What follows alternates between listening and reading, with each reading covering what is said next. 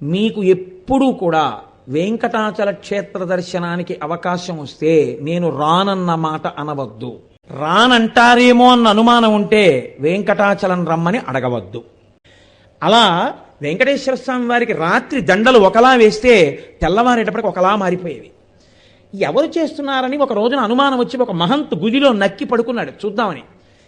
అర్ధరాత్రి అయ్యేటప్పటికీ అయ్యవారి పాదపీఠం దగ్గర రాయి తొలగి తేజోరూపంలో తరిగొండ వెంగమాంబ గారు వచ్చి హారాలు సరిచేస్తుంటే చూసి మూర్చిపోయాడు. ఇప్పటికీ తేజోరూపులై ఆనందనిలయంలోకి వెళ్ళి ఈశ్వరుణ్ణి సేవిస్తారు. బ్రహ్మగారు, చతుర్ముఖ బ్రహ్మగారు ప్రతిరోజు వెంకటేశ్వర స్వామి వారి పాదాలు కడిగి ఆ పాత్ర అక్కడ ఉంచుతారు. అందుకే రాత్రి నీటి చెంబు ఉంచి తలుపులేస్తారు. ఆ శేషాన్ని సుప్రభాతానికి వెళ్ళిన వాళ్ళకి దర్శనమిస్తారు. అంతటి మహానుభావుడు వెంకటరమణుడు. వెంకటరమణుడంటే వెంకటరమణుడే. ఒకరా ఇద్దరా, ఎంతమందితో అనుబంధం.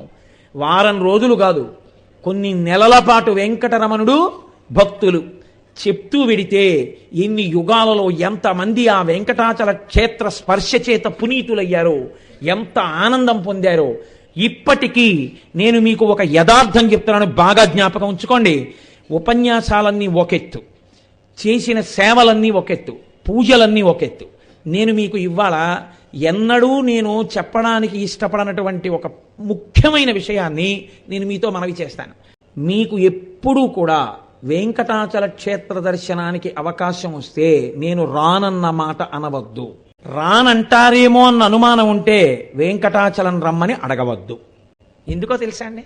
నాకు తెలుసు చాలామంది మొన్ననే కదా వెళ్ళొచ్చాం, ఎందుకులేండి తిరుపతి అన్న వాళ్ళకి ఆయన దర్శనం ఇవ్వలేదు, కొండ మీదకి రానివ్వలేదు.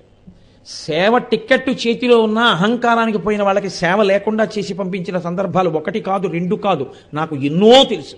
నేను మీకు పరమ సత్యం చెప్తున్నాను. ఇప్పుడు నేను చెప్తున్న ప్రసంగాన్ని, మీరు వింటున్న విషయాన్ని వెంకటరమణుడు వింటున్నాడు. మీరు మనసులో స్మరించిన దాన్ని కూడా ఆయన తెలుసుకుంటాడు.